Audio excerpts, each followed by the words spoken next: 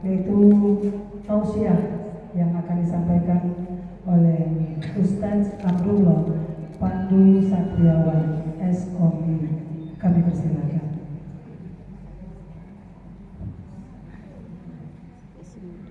Langsung ditutup dengan doa, Ustaz. Masih muda. Bismillahirrahmanirrahim. Assalamualaikum warahmatullahi wabarakatuh. Waalaikumsalam warahmatullahi wabarakatuh. Jawaban salamnya lemas Nah, tunjukkan ini Bu Sari Kodene. Tahu dong. bawaan puaso. Bawa galak dipanggil Ibu nyai. segan mati tak mau. Alasan puasa. Walau meski dalam keadaan puasa, jawab salam mesti harus tetap semangat. Oke. Saya ulang sekali lagi. Assalamualaikum warahmatullahi wabarakatuh. Waalaikumsalam warahmatullahi wabarakatuh. Alhamdulillah. Innal hamdalillah wa syukran lillah, salatan wa salaman ala Rasulillah wa ala alihi wa sahbihi wa mawalah wa la haula wa la quwwata illa billah. Amma ba'du. Qala Allah Ta'ala fi muhkami tanzil wa huwa asdaqul qailin. A'udzu billahi minasy syaithanir rajim. Bismillahirrahmanirrahim. Ya ayyuhalladzina amanu kutiba alaikumus shiyam kama kutiba alal ladzina min qablikum la'allakum tattaqun. Qala an-nabiy sallallahu alaihi wa alihi wa sahbihi wa sallam, man shoma ramadhana aw fi riwayatin ukhra man qama ramadhana imanan wa ihtisaban ghufira lahu ma taqaddama min dzambi. Rawahu Muslim aw kama qala. Yang sama-sama kita hormati, tadi baru selesai disampaikan sambutan oleh Ibu Bendahara BKMT Kota Palembang, Ibu Dr. Anda Haja Khalifah MM. yang selalu dicucuri oleh rahmat dan keberkahan dari sisi Allah Subhanahu wa taala. Amin ya rabbal alamin. Yang sama-sama kita hormati pula, tidak lupa ini beliau ini guru saya, ibu saya, sahabat saya juga kalau di kantor KUA. Jadi yang terhormat Ibu Ketua BKMT Kecamatan Sukarami, Ibu Dr. Anda Mukaromah, yang alhamdulillah ini beliau ini ibaratnya nahkoda, banyak sekali penumpang-penumpangnya ini. Jadi luar biasa. Nahkodanya pakai baju putih, pakai selendang biru, anak-anak penumpang kapal ikut juga, seragam luar biasa. Nah ini, dan tentunya yang sama-sama kita hormati pula segenap ibu-ibu pimpinan majelis taklim dari berbagai macam majelis taklim beserta anggota-anggotanya yang berkesempatan hadir pada pagi menjelang siang hari ini, yang tentunya kita semuanya sama-sama mendapatkan naungan rahmat dari Allah Subhanahu wa taala. Amin ya rabbal alamin. Marilah senantiasa tiada henti-hentinya kita mempersembahkan rasa puja puji syukur kehadirat Allah Subhanahu wa taala. Alhamdulillah, bersyukur bahwa pada hari ini kita telah disampaikan oleh Allah pada 19 Ramadan 1445 Hijriah. Adapun sebagian saudara-saudara kita yang lain dari Perserikatan Muhammadiyah, hari ini mereka telah sampai pada 20 Ramadan. Maka tidak akan jadi masalah. Ada yang 20, ada yang 19, yang penting tetap dijalani puasa itu dengan ikhlas. Maka alhamdulillah, tiada kado yang istimewa, hadiah yang terindah dalam umur hidup kita kecuali kita kembali dijumpakan dengan bulan suci Ramadan ini. Alhamdulillahirabbil alamin. Kemudian sholawat serta salam semoga tetap berlimpah curahkan kepada kehalifaan kita, kepada baginda alam Habibana wa Nabiyana Muhammad sallallahu alaihi wasallam alladzi qad akhrajan nasa minadh dhulumati ilan nur. Ma'asyiral hadirat, ibu-ibu jamaah sekalian yang dirahmati oleh Allah Subhanahu wa taala. Sesungguhnya kewajiban berpuasa pada bulan suci Ramadan itu sebagaimana keterangan yang tertulis di dalam kitab At-Taqrirat As-Sadidah fi Masailil Mufidah yang ditulis oleh Sayyid Hasan Al-Kaf, murid daripada Mufti Syafi'i di Madinah Al-Munawwarah, Al-Habib Zain bin Ibrahim bin Smith. Apa beliau tulis dalam kitab itu? Furidu shaumu Ramadana fi sanati tsaniyati minal hijrah, bahwasanya puasa Ramadan itu baru difardukan Allah ke atas Nabi Muhammad fi sanati tsaniyati minal hijrah, pada tahun kedua Hijriah. Jadi setelah Nabi hijrah meninggalkan Makkah, agaknya 2 tahun Nabi sudah diam di Madinah, maka kemudian barulah turun perintah untuk kemudian wajib melakukan puasa di bulan suci Ramadan fi syahri Sya'ban, dan perintahnya itu turun pada bulan Sya'ban.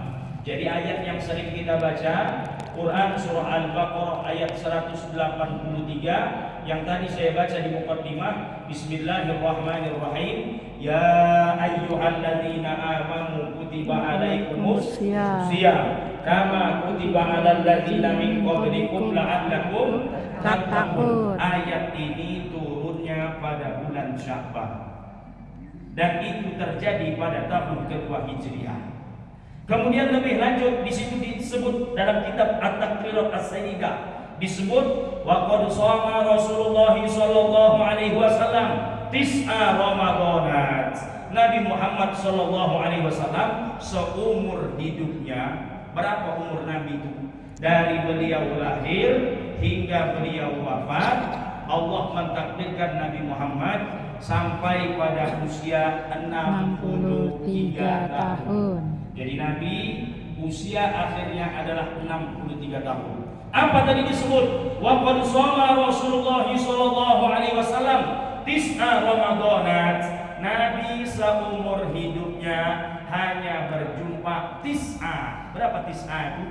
Wahid, isnani, salasa, arba'a, khamsa, sittah, sab'ah, samania, tis'a. Tis'a 9. Nabi seumur hidupnya sampai usia 63 tahun beliau meninggal, Nabi hanya ditakdirkan Allah berjumpa dengan 9 kali Ramadan. Kok bisa? Kita buktikan sekarang. Baik, kita buktikan. Kalau disebut Nabi seumur hidup berjumpa dengan 9 kali Ramadan, maka kita akan buktikan data sejarah ini. Coba lihat. Tadi sejarah menyebut bahwa puasa Ramadan itu difardukan ke atas Nabi Muhammad pada tahun kedua Hijriah. Dan perintahnya jatuh pada bulan Sya'ban. Dalam urutan tahun Hijriah, setelah Sya'ban, bulan berikutnya adalah Ramadan. Maka artinya di tahun kedua Hijriah itu Nabi sudah mulai puasa. Maka kita hitung sama-sama. Coba lihat. Tahun kedua Nabi sudah mulai puasa. Tahun ketiga, tahun keempat, tahun kelima, tahun keenam, tahun ketujuh, tahun kedelapan, tahun kesembilan, tahun kesepuluh. Pas 9 kali Ramadan ditemui Nabi dalam umur hidup Nabi. Ketika di tahun ke-11 Hijriah, belumlah beliau berjumpa dengan bulan Ramadan, masih beliau berada di bulan Rabiul Awal. Allah sudah berkehendak memanggil Nabi Muhammad untuk kembali ke kehadiran ilahi Rabbi. Nabi meninggal pada bulan Rabiul Awal, belum sempat ketemu dengan Ramadan. Maka betul data ini menyebut bahwa Nabi seumur hidupnya hanya berjumpa dengan 9 kali Ramadan. Jelas sampai di sini? Baik, sekarang sebelum saya lanjut, saya tanya dulu. Pagi menjelang siang ini, dalam masjid ini yang paling sepuh, yang paling senior berapa usianya? Coba ngacung, angkat tangan, saya pengen tahu. Yang paling senior 60 ke pojok dak? Ya, yang paling senior. Enggak tahu lah. Nenek. Nah, ini nampaknya ini ngaku usia 25 tahun semua di mana. Nah, Nenek 77. Coba jawab tolong. Yang paling senior pagi menjelang siang hari ini ada usia berapa dalam masjid ini? Angkat tangan. Nenek. 77. 78. Yang manusia langka tolong. Baik. Nah, kita tanya Nyai Malanu. Nyai berapa usia Nyai? 69. 69. Nyai 69. Baik, kita tanya lagi. Ada lagi yang unggul? Nyai yang di belakang berapa? 78. Berapa Nyai? 78. 78. Luar biasa. Nyai yang di belakang berapa? 71. Ada. Baik, yang masih unggul 78. Apakah 78 kita bungkus? Baik. Ada lagi yang lebih dari 78. Berapa? Ibu? 75. Masih unggul yang 78 lagi. Ya. 72. Oke, baik, saya simpulkan dah. Coba lihat. Pagi menjelang siang hari ini unggul 78. Siap kita bungkus? Siap. Baik. Coba lihat. Bungkus. Kita tanyakan dengan Nyai yang sudah sampai berusia 78 tahun. Coba lihat. Berapa Kita tanya sama Ramadan? Nyai. Berapa Ramadan? Nyai yang sudah sampai berusia 78 tahun, dari sejak Nyai akil balik sampai Nyai berusia 78 tahun sekarang, sudah berapa kali Ramadan Nyai jumpai dalam hidup Nyai? Apa kata Nyai yang sudah sampai usia 78 tahun? Ustaz, aku ada hitung-hitung lagi berapa kali Ramadan sudah aku jumpai dalam hidupku ini. 60. Maka artinya tak penting berapa usia kita siang hari ini, maka yang patut kita persembahkan kepada Allah adalah rasa syukur kepada Allah. Sebab bila sekelas Nabi Muhammad saja ditakdirkan Allah hanya berjumpa dengan 9 kali Ramadan, artinya kita banyak-banyak bersyukur. Tidak penting berapa usia kita. Yang jelas di tahun 1445 Hijriah ini kita kembali dijumpakan Allah dengan bulan suci Ramadan. Alhamdulillahirabbil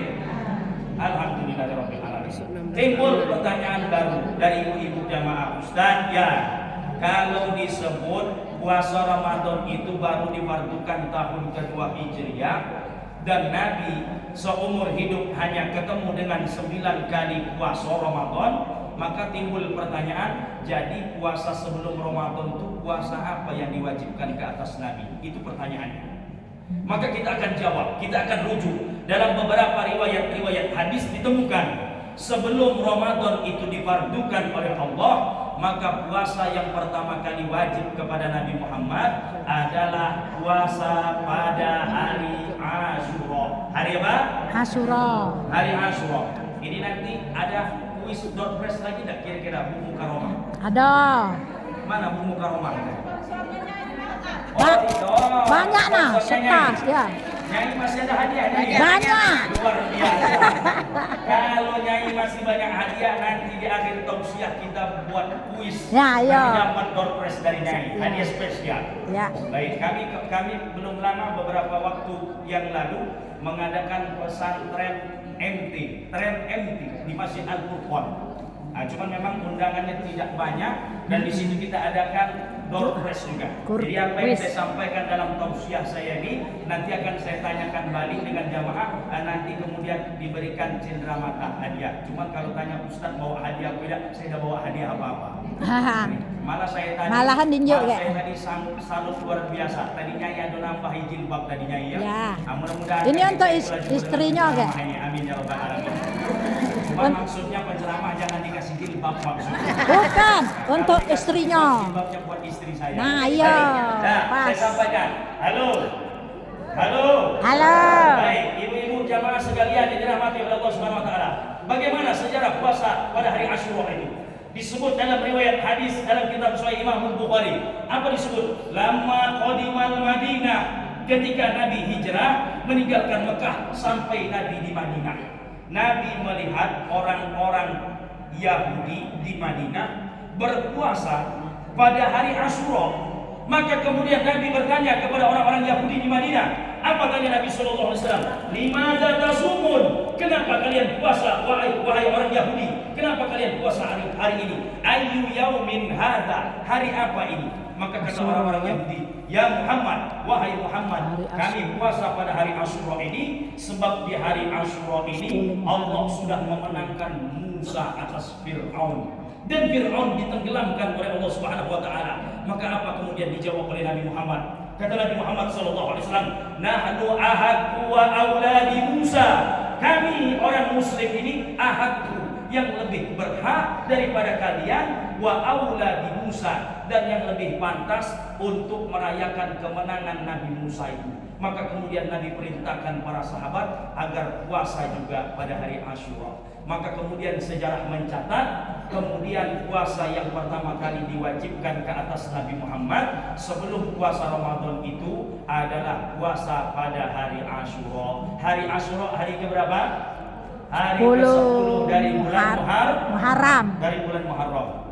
Maka secara historis sejarah yang pertama kali diwajibkan adalah puasa hari Asyura. Namun ketika sampai pada tahun kedua Hijriah, setelah Nabi 2 tahun diam di Madinah, maka kemudian barulah turun perintah untuk kemudian wajib melaksanakan puasa di bulan suci Ramadan. Ibu-ibu jamaah sekalian yang dirahmati oleh Allah Subhanahu wa taala. Kemudian lebih lanjut saya sampaikan, dalam sebuah riwayat hadis disebutkan Nabi pernah naik ke atas mimbarnya. Ketika Nabi naik ke atas mimbar, waktu sampai di anak tangga mimbar itu, Nabi mengucap amin 3 kali. Jadi di zaman Nabi, anak tangga mimbar itu jumlahnya 3, 1, 2, 3, berundak-undak. Nah, coba lihat. Nah, kalau yang macam ini tidak disebut mimbar. Tapi yang macam ini disebut dengan podium. Yang disebut mimbar itu macam di Masjid Agung, ada tangga 1, 2, 3. Disebut dalam riwayat hadis. Apa disebut dalam riwayat hadis? An Jabir bin Abdullah radhiyallahu taala anhu, daripada sahabat Jabir bin Abdullah, semoga Allah meridhoi Jabir bin Abdullah. Apa kita simak? Apa kata Sayyidina Jabir? Raqan Nabi sallallahu alaihi wasallam al-mimbar. Nabi di satu hari naik ke atas mimbarnya. Falamma raqad darajatal ula, ketika Nabi naik anak tangga mimbar yang pertama, faqala amin, Nabi ucap amin, kata Nabi. Summa raqad tsaniyah, faqala amin, kemudian Nabi naik anak tangga yang ketiga, Nabi juga ucap amin, kata Nabi. Summa raqad tsalisah, faqala amin, kemudian Nabi naik anak tangga yang ketiga, Nabi ucap amin. Maka selesai sholat, para sahabat mendekat kepada Rasulullah dan bertanya kepada Rasulullah. Apa tanya para sahabat? Kata para sahabat, ya Rasulullah, wahai Rasulullah, sami'naka, sungguh kami sudah mendengar engkau taqulu amin salasa marratin. Kata para sahabat, wahai Rasulullah, kami tadi dengar waktu kau akan naik ke atas mimbarmu itu, engkau mengucap amin 3 kali. Amin, amin, amin. Kenapa itu? Maka kemudian dijawab oleh Rasulullah SAW. Apa kata Rasulullah? Faqala. Maka kemudian Rasulullah SAW menjawab, kita simak.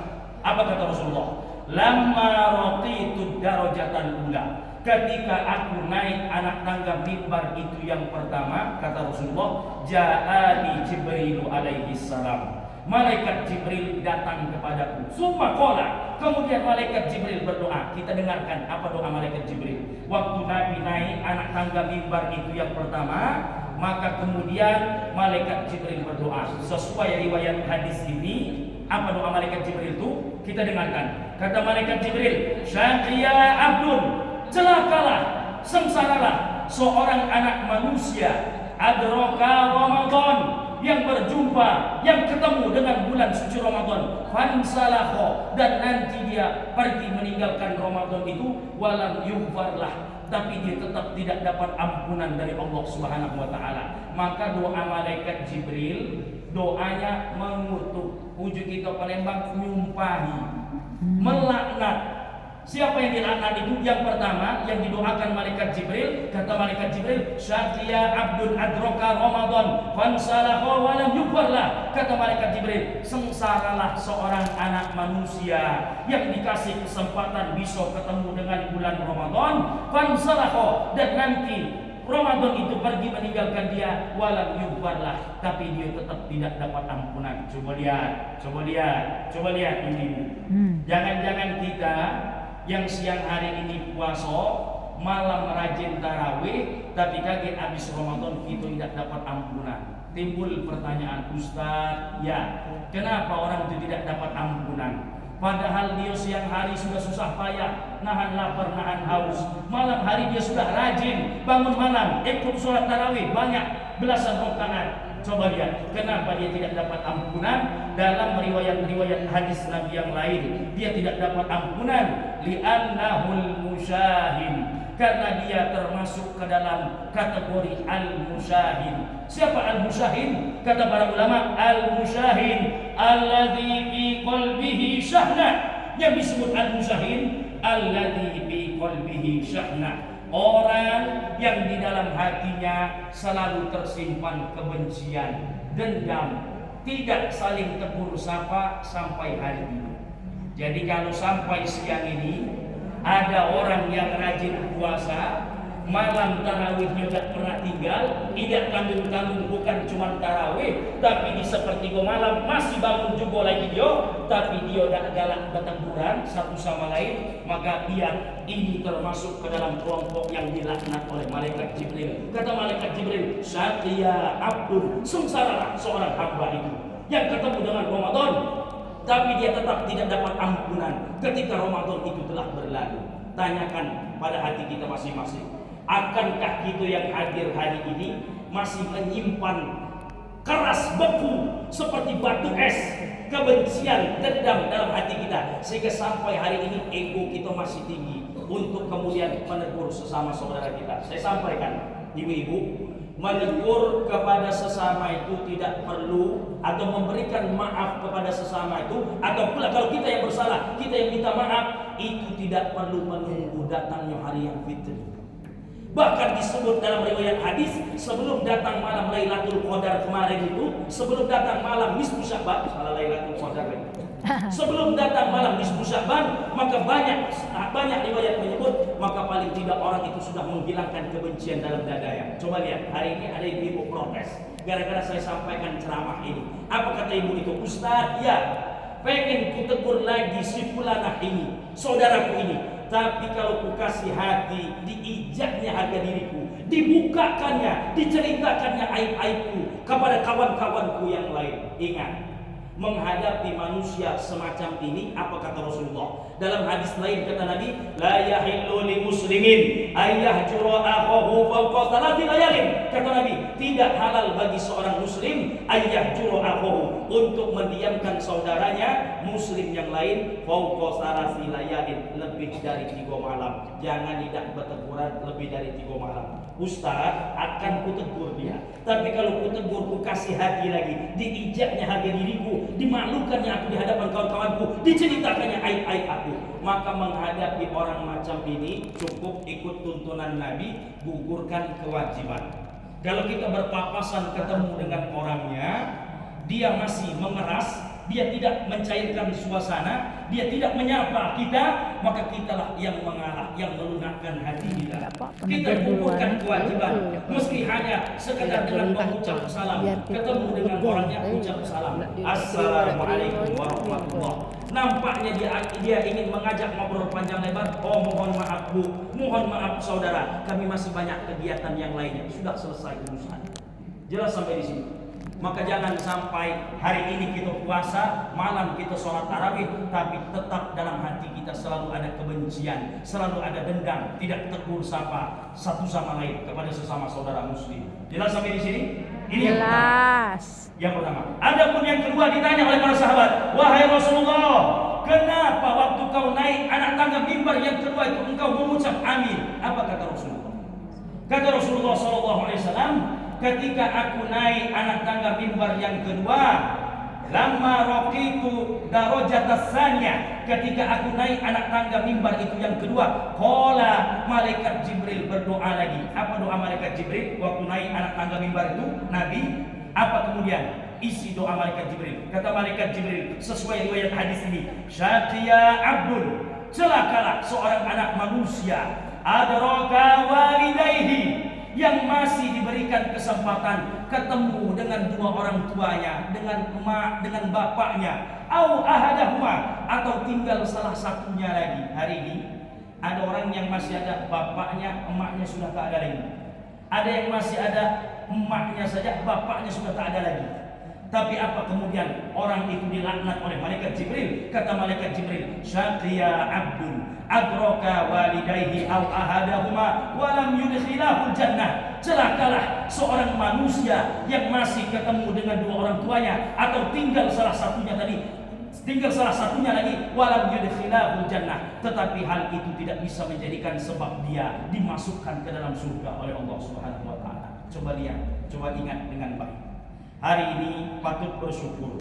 Kalau yang masih diberikan Allah lengkap orang tuanya, Anda patut bersyukur dengan baik. Hari ini banyak orang yang merindukan saat sahur pertama, apalagi ketika takbir nanti berkumandang di hari 1 Syawal. Waktu tahun 90-an kita masih duduk bersama orang tua kita, sahur berbuka sama. Waktu berangkat sholat Idul Fitri, kemudian juga begitu juga saat merebus ketupat, kemudian juga begitu juga saat kita sedang membuat opor, terbayang lamunan jauh, emak kita masih ada di situ, terbayang semuanya. Allahu Akbar, Allahu Akbar, Allahu Akbar, la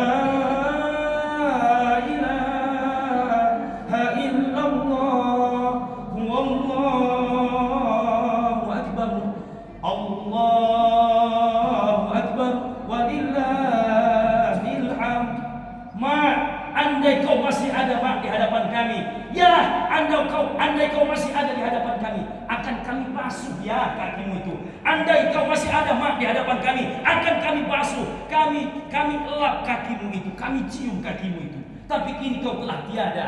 Maka ingat, jangan sampai kita lupakan jasa budi baik kedua orang tua. Sejauh apa kita dirantau orang, berpisah kita dengan orang tua kita, kita mencari mengumpulkan yang banyak. Tapi ingat, hari ini kecanggihan teknologi sudah bisa kita genggam. Kita punya handphone, di dalam handphone kita ada aplikasi WhatsApp. Maka tak salah rasanya kalau orang tua kita masih ada, tak dapat kita pulang kembali ke kampung halaman kita, buka WhatsApp, video call, sempatkan waktu, minta doa berkah daripada orang tua. Maka menangis setiap anak-anak yatim piatu di hari raya Idul Fitri, ketika anak-anak yang lain bergembira, dipakaikan pakaian baru, mereka makan makanan enak, didampingi kedua orang tuanya. Tapi di mana anak-anak yatim piatu itu hari ini? Di mana mereka semuanya? Kebahagiaan macam apa di tanggal 1 Syawal hari raya Idul Fitri itu? Maka mesti kita camkan dengan baik.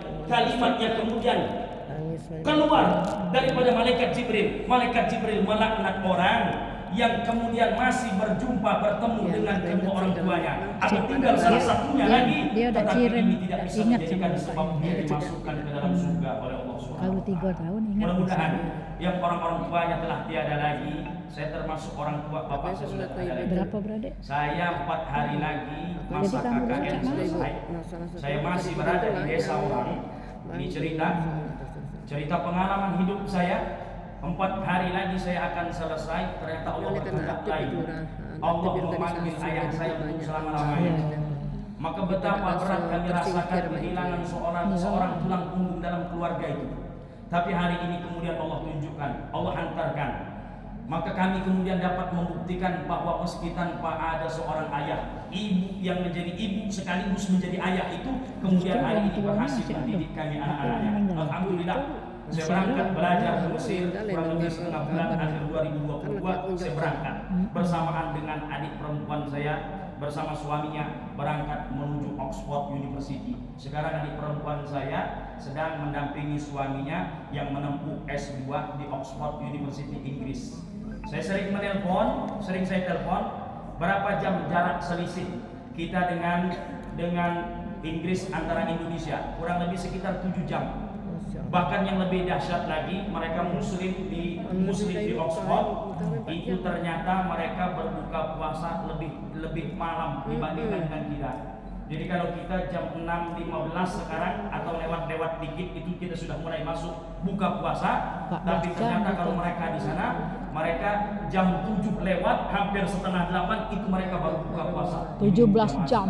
Artinya tantangan berat bagi muslim yang kemudian berada di negeri orang lain itu, maka puasa itu terasa lebih lama jam. Jelas sendiri, maka patut kita bersyukur. Hari ini sayang kalau ada orang tidak puasa, badannya sehat tapi tidak mau puasa, ini ruginya bukan main. Bahkan disebut Nabi dalam hadis, apa kata Nabi dalam hadis? Kata Nabi, man aftara yauman min Ramadana. Kata Nabi dalam hadis, barang siapa yang tidak berpuasa sehari saja, meninggalkan puasa sehari saja di bulan Ramadan bila uzrin, dengan tanpa uzur yang dibenarkan di dalam syariat agama kita, dia tidak halangan, dia tidak sakit dan lain sebagainya. Apa kemudian kata Nabi? Lam yaqdihi siyamud dahri wa insomahu. Kata Nabi, meskipun dia puasai 1 tahun penuh, lam yaqdihi, maka niscaya itu tidak akan bisa menggantikan 1 hari yang dia tinggalkan karena dia tidak puasa 1 hari di bulan suci Ramadan. Jelas sampai di sini? Jadi kalau ada orang sehat badan, dia tidak puasa sehari saja tanpa uzur yang dibenarkan oleh syariat agama kita, maka meskipun dia puasai 1 tahun penuh, itu tidak akan bisa membalas, menggantikan mulianya 1 hari di dalam bulan suci Ramadan. Jelas? Jelas sampai di sini?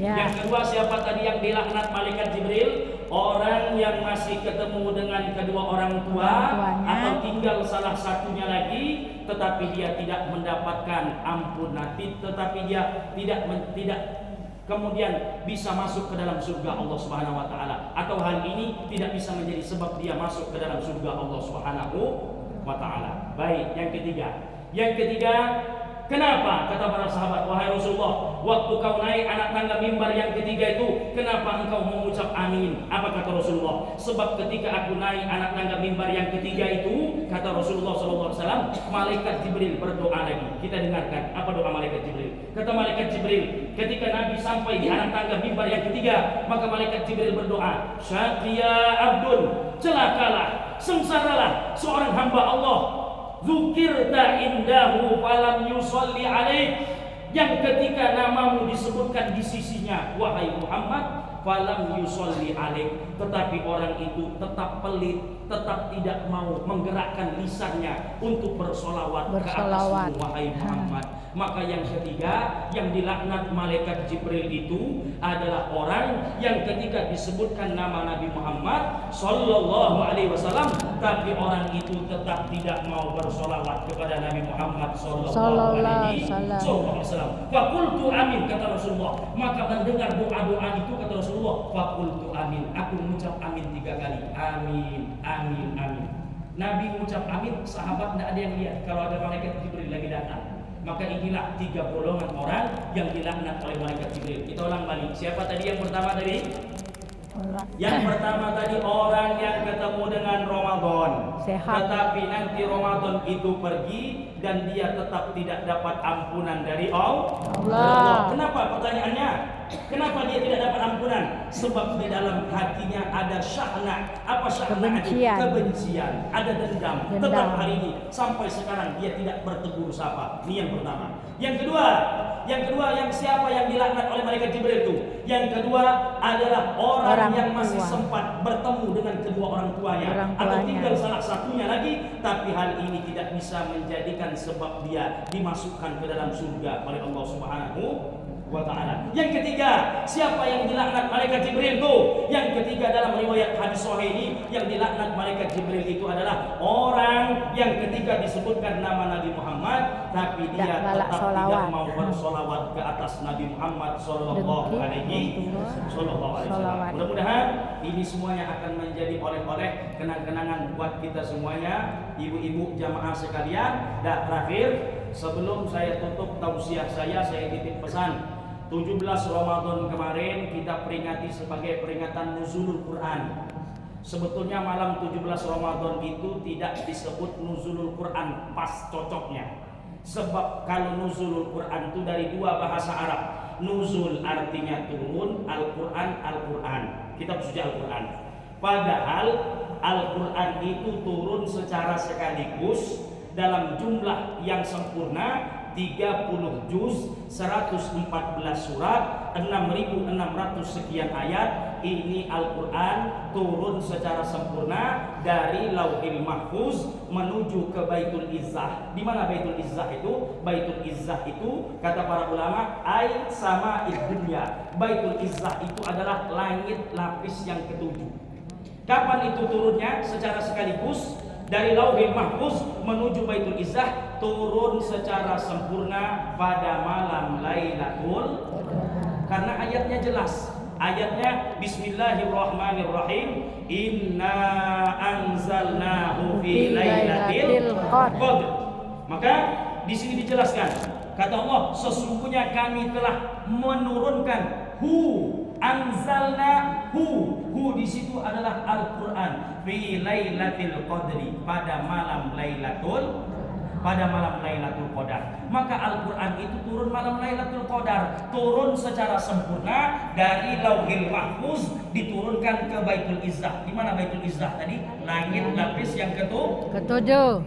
Diturunkan sempurna 30 juz, 114 surat, 6.600 sekian ayat. Kemudian baru di tahun yang berikutnya, di Ramadan di tahun berikutnya, barulah diangsur turunnya dari Baitul Izzah ila nabiyina Muhammadin sallallahu alaihi wasallam. Di Ramadan di tahun berikutnya baru diturunkan dari Baitul Izzah, dari langit lapis ketujuh menuju kepada Nabi Muhammad dengan secara berangsur-angsur. Maka dimulai dari sejak malam 17 Ramadan. Maka malam 17 Ramadan itu tidak tepat kalau disebut malam nuzulul Quran, tapi malam 17 Ramadan itu lebih tepat disebut dengan malam turunnya ayat Al-Quran yang pertama kali. Kita lihat apa ayat Al-Quran yang pertama kali turun malam 17 Ramadan. Iqra.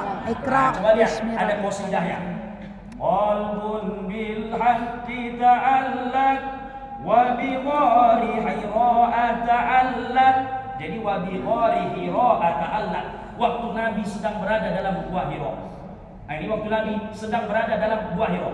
Wa bi ghari hira'a ta'allaq yabki yas'al khaliqahu. Yabki, Nabi menangis. Yas'al, Nabi mohon petunjuk kepada Allah.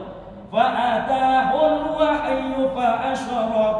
Iqra ya Muhammad. Maka ayat yang pertama kali turun itu adalah Quran surah Al-Alaq ayat 1 sampai dengan 5. Kita baca sama-sama. Bismillahirrahmanirrahim. Iqra bismi rabbikal ladzi khalaq. Khalaqal insana min 'alaq.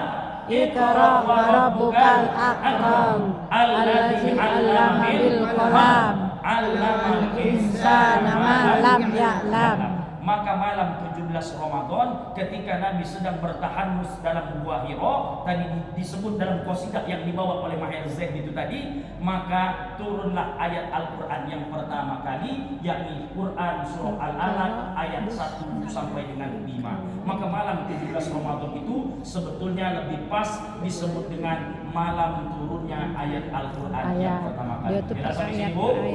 Dah, rasanya itu saja dulu yang bisa saya sampaikan dalam kesempatan kali ini. Karena rasanya kalau bulan puasa ini agak kerit tuh tenggorokan ceramah lamo. Sebab nak minum bahaya, bisa pecah puasa.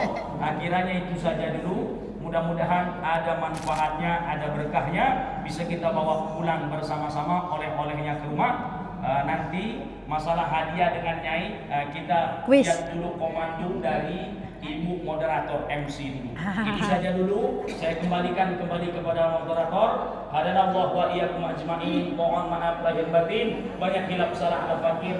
Dari lisan ini mengalir kalimat-kalimat yang tidak berkenan, kurang enak didengarkan hati dan telinga ibu-ibu jamaah sekalian. Kami mohon maaf. Wassalamualaikum warahmatullahi wabarakatuh. Waalaikumsalam warahmatullahi wabarakatuh.